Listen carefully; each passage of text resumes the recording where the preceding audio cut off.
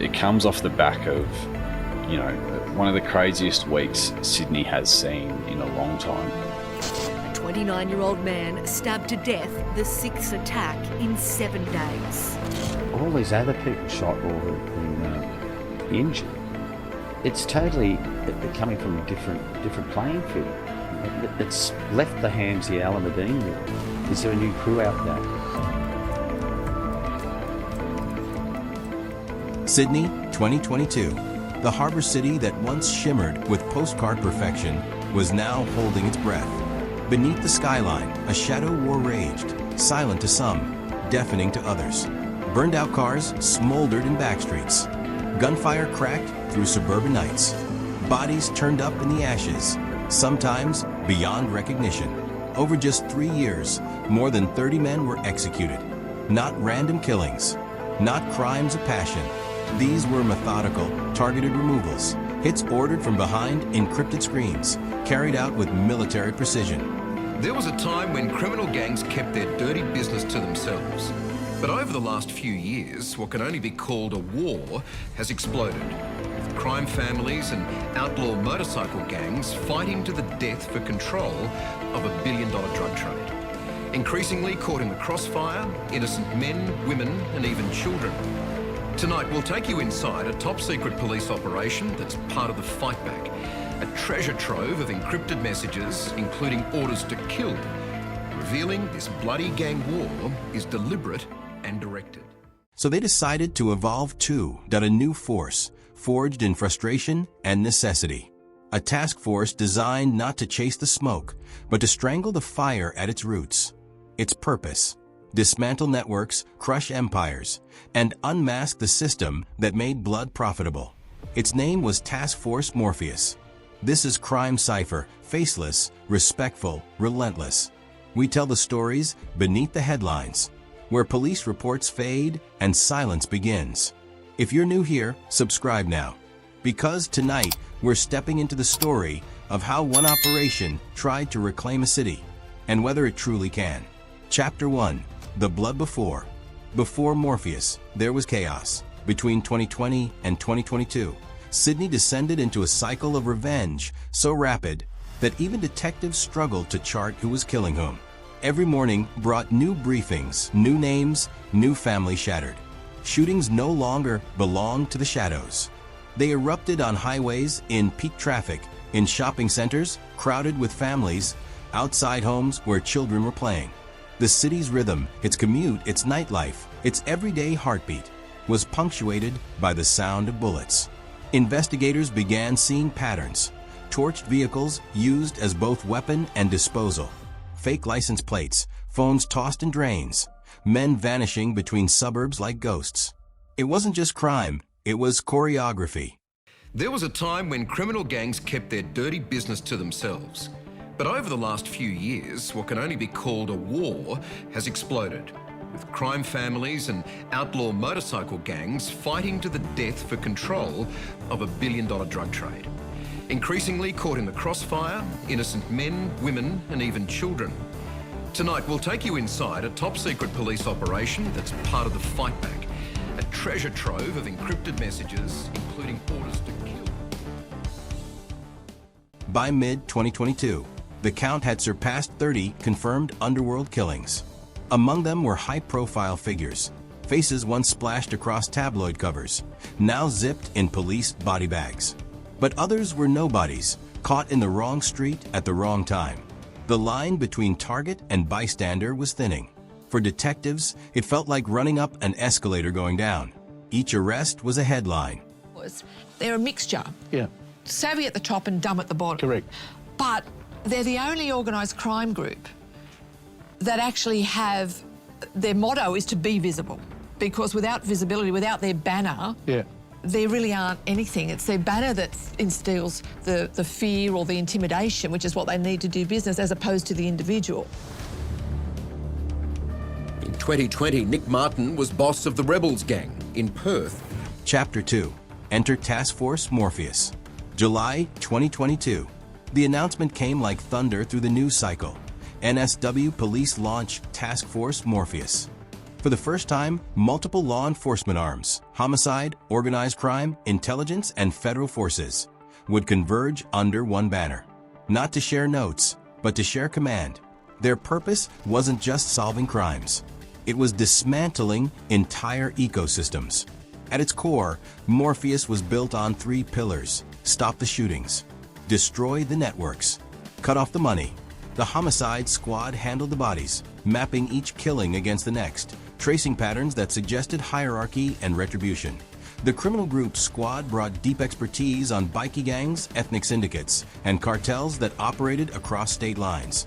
The Australian Federal Police opened access to global intelligence, tracking connections to South American suppliers and European financiers. And above them, analysts and tech units worked the data. Messages, bank transfers, travel, logs, millions of digital breadcrumbs connecting one man's burner phone to another's offshore account. For years, Australia's gangs had felt untouchable, armored by encrypted apps and offshore allies. But Morpheus flipped the board. This wasn't about rounding up foot soldiers. It was about cutting the strings from the puppeteers. Each name entered into the Morpheus database became a web, one that could stretch across borders, phones, and currencies. Suddenly, But according to former Victorian homicide detective Charlie Bazzina, there are other professional hits that will forever go unsolved. We recently had a murder of a Italian businessman, and he was shot dead coming out of his house. And the offender got away on a Vespa.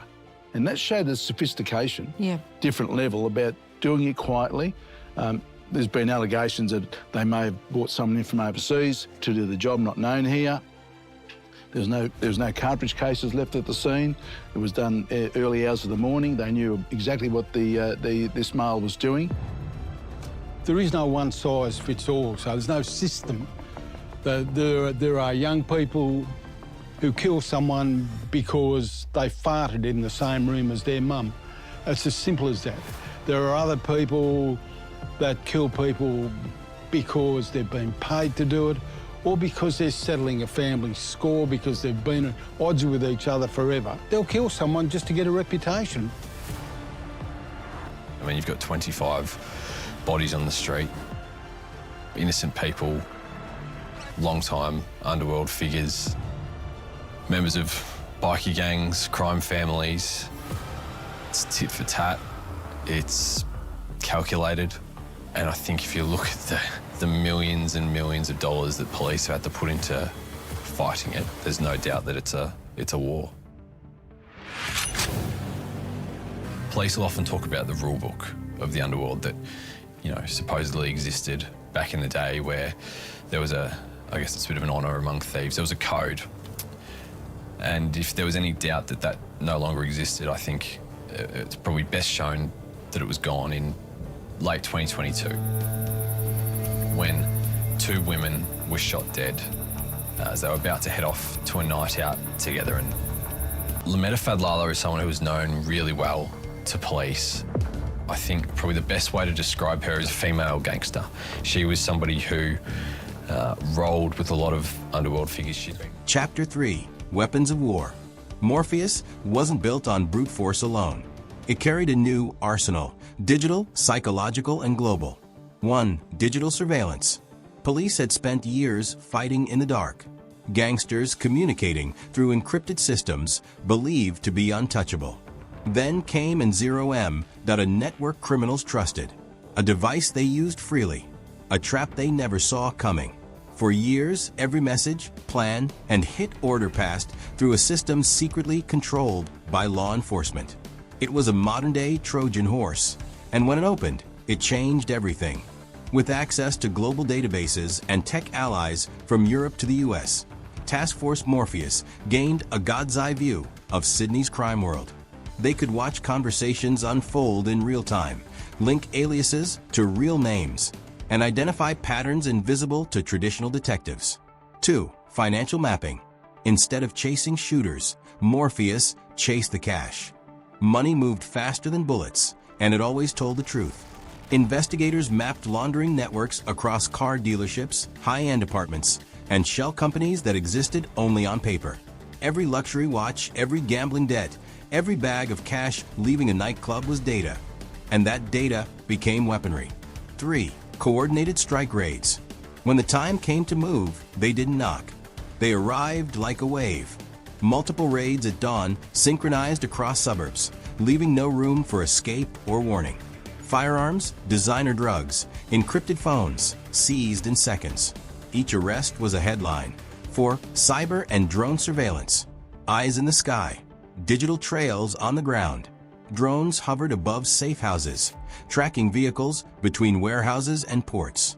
Cyber teams monitored online activity in real time, using algorithms to spot patterns before crimes even occurred. For the first time in years, the city's underworld found itself being watched from every angle, its movements predicted, its secrets no longer safe. Morpheus had redefined the battlefield, and Sydney's criminals, who once felt like ghosts, were suddenly the ones being haunted. Chapter 4: The Takedowns. By late 2022, Sydney's silence was broken again, but this time it wasn't gunfire. It was the sound of doors being kicked in at dawn.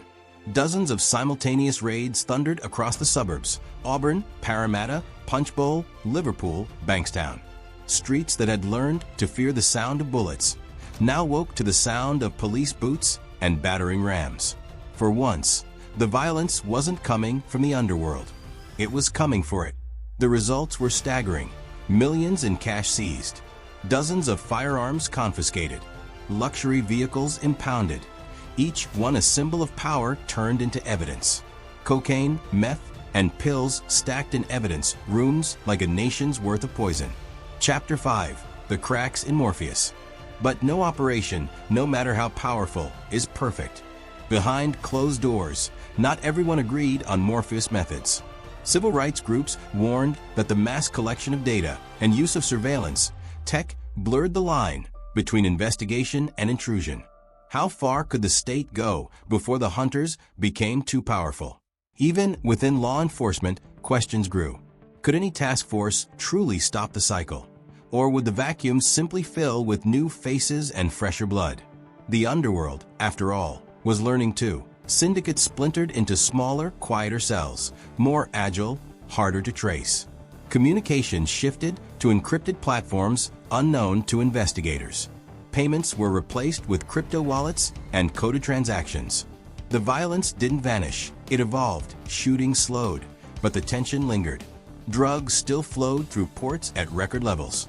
The city's nightlife still whispered names tied to cartels half a world away. And as quickly as Morpheus made headlines, so too did its challenges. Chapter 6: The Shadow War Ahead. Today, Taskforce Morpheus continues, quieter, leaner, but no less determined. The headlines have faded, but the work hasn't. Raids still unfold before dawn. Arrests still stack up. Assets still vanish into evidence rooms. But now, the war feels different. The borders between Sydney's gangs and the rest of the world have blurred. The city's underworld isn't just local, it's global. Behind every local syndicate stands a partner in Colombia, a financier in the Middle East, a launderer in Southeast Asia. The pipelines of cocaine and cash cross oceans faster than ever, and every bust reveals another thread leading offshore. Taskforce Morpheus learned this lesson early. Cutting one head off doesn't kill the serpent. It multiplies. So their strategy shifted again, from immediate arrests to long-term disruption. The goal wasn't just conviction. It was pressure, constant, invisible pressure. Make the business unprofitable. Make the paranoia unbearable. That's why Morpheus still operates in the shadows, working with Interpol, tracking crypto exchanges, embedding tech analysts in operations once led solely by detectives. It's a war fought in boardrooms and back alleys, in data streams and loading docks. A war without victory parades, only small wins, quieter streets, smaller shipments, lives not lost. Chapter 7: Echoes of the Past. Sydney, a city known for its beaches, skyline, and beauty, also carries ghosts that never rest. The streets that once ran red with underworld blood now hold the quiet echo of that chaos. Yet beneath the calm, everyone who lived through it knows how thin the peace really is. Detectives from the original Morpheus team still remember the faces, both of the criminals they chased and the officers they lost. Many have retired, but they still talk about those years like soldiers recalling a war. The long nights, the coded calls, the endless waiting for another hit to drop. And sometimes it still does. Even now, a body might turn up in a quiet car park. Chapter 8, Lessons in Blood and Code. If there's one thing Morpheus proved, it's that crime adapts faster than comfort. When officers took down encrypted communication rings, the Underworld built new ones. When borders tightened, drugs arrived by mail. When banks flagged suspicious cash, cartels moved to crypto. The battle was never just on the streets. It was digital, financial, psychological. And behind every change, there was a lesson. The first, power always finds a way to survive. The second, justice must learn just as fast. That's why Taskforce Morpheus evolved from brute force into precision. Its investigators became part hacker, part psychologist, part detective. They studied behavior patterns, not just evidence. They mapped supply chains the way analysts map wars. They learned that the biggest weapon the Underworld had wasn't money or guns, it was belief. Chapter 9, The Network Reborn. Years after the first raids, Sydney's criminal network looks nothing like it did before. The big families have scattered, their empires fractured into smaller, quieter units. Street-level dealers answer to shadows, not names. The old gangsters, the ones who once ran nightclubs and real estate, have faded into obscurity. Some live overseas under false names. Some are gone, but the money keeps moving. Behind shell companies, trust funds, and fake charities, billions flow quietly through the system. The players are younger now, tech-savvy, discreet, and global. Morpheus still hunts them, though you won't see it on the news. The task force's reports are quieter, its victories less public. They know the Underworld thrives on attention, and silence is its new weapon. Still, in every quiet port, every unexpected seizure, every arrest that makes no headlines, you can feel it. The same pulse, the same relentless pursuit that began with Taskforce Morpheus. Because crime doesn't die, it mutates, and so does justice. Chapter 10, Legacy of the Shadows. Taskforce Morpheus didn't end the war, it redefined it. It taught the world that organized crime isn't just about thugs with guns. It's about networks, trust, and fear. It's about how power hides behind paperwork and encrypted apps as easily as it once hid behind pistols. The men and women of Morpheus proved something bigger, that you don't need to eliminate evil to make a difference. Sometimes it's enough to contain it, to hold the line. And in that sense, Morpheus succeeded. It saved lives. It slowed chaos. It showed that even when darkness runs deep, light can still find its way through data, through persistence, through courage. Sydney today walks that fragile balance. The Underworld still exists, but the city stands stronger, not because the threat is gone, but because it was faced. In the end, Taskforce Morpheus wasn't a story about cops and criminals. It was a story about systems, both the ones that control and the ones that corrupt, about how power hides and how truth hunts it down. Every city has its Morpheus, a group of unseen watchers fighting the wars most people never see. And every Underworld still whispers, still moves in silence, waiting for the next gap, the next chance, the next failure of control. But for now, the city sleeps. The lights of Sydney shimmer across the harbor, calm and deceptive.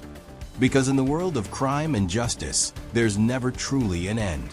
Only another cipher waiting to be solved. If you found this story gripping, the hunt, the deception, the human cost, then stay with us. Because every city hides a secret, and we're here to uncover it. Subscribe to Crime Cipher, where the shadows speak, and the truth always finds its way out.